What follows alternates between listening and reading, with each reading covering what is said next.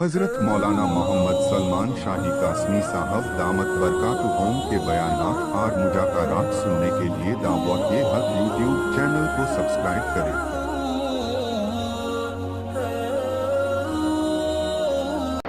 اللہ تبارک و تعالیٰ نے پچھلی کتابوں میں بھی، تورات میں بھی، انجیل میں بھی، زبور میں بھی جتنی کتابیں ہیں ان کتابوں میں امت محمدیہ کے اوصاف کو بیان کیا۔ اس زمانے میں جو نبی ہوتا تھا صرف اس کے سینے میں کیا ہوتا تھا؟ اس کی کتاب ہوتی تھی، اس زمانے کی کتاب ہوتی تھی۔ مثال کے طور پر زبور کے زمانے میں، حضرت داؤد علیہ السلام کے زمانے میں زبور صرف یاد کسے تھی؟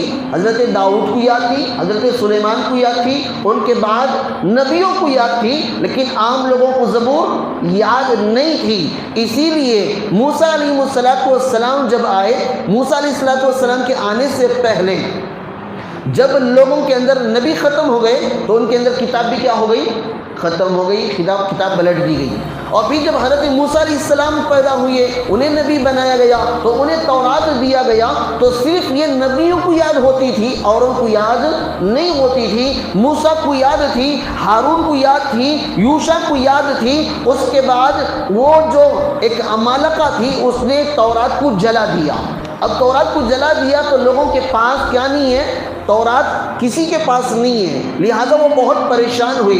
تو اللہ نے اس زمانے میں ایک نبی بھیجا جس کا نام تھا عزیر علیہ السلام نے آ کر سب سے پہلے یہودیوں کے سامنے تورات پڑھ کے سنا دیا۔ جیسے ہی تورات پڑھ کے سنایا وہ سب کے سب خوش ہو گئے۔ جو تورات ہمارے اوپر سے کیا کر دی گئی تھی؟ اٹھا لی گئی تھی، عزیر نے انہیں سنا دیا، یہ بھی کیا ہے؟ اللہ کے بیٹے ہیں۔ لہٰذا یہود آج بھی حضرت عزیر کو کیا سمجھتے ہیں؟ اللہ کا بیٹا سمجھتے ہیں، اور عیسیٰ علیہ السلام کو عیسائی اللہ کا بیٹا سمجھتے ہیں۔ ان دونوں کی تردید قرآن میں اللہ تبارک و تعالیٰ نے سورہ انعام میں کر دیا ہے۔ الغرض میرے بھائیوں، یہ ایک بات آپ سمجھ لیں، امت محمدیہ کی خصوصیت یہ ہے کہ اس امت میں پیدا ہونے والا ہر فرد کم از کم سورہ فاتحہ تو پڑھ ہی لیتا ہے۔ اس امت کے کئی طبقے، کئی لوگ، کئی نوجوان، کئی بچے ایسے ہیں جن کے سینے میں قرآن محفوظ ہے۔ اس سے پہلے جتنی امتیں گزری ہیں ان میں سے عام انسانوں کو کتاب یاد ہوتی بھی نہیں تھی، لوگ یاد کرتے بھی نہیں تھے۔ جب موسیٰ کو معلوم ہوا کہ امت محمدیہ کا ہر فرد وہ ہوگا جو قرآن کو یاد کرے گا، اس وقت دی جانے والی کتاب کو یاد رکھے گا، تو موسیٰ علیہ السلام نے دعا مانگی کہ اے اللہ وہ امت مجھے دے دے۔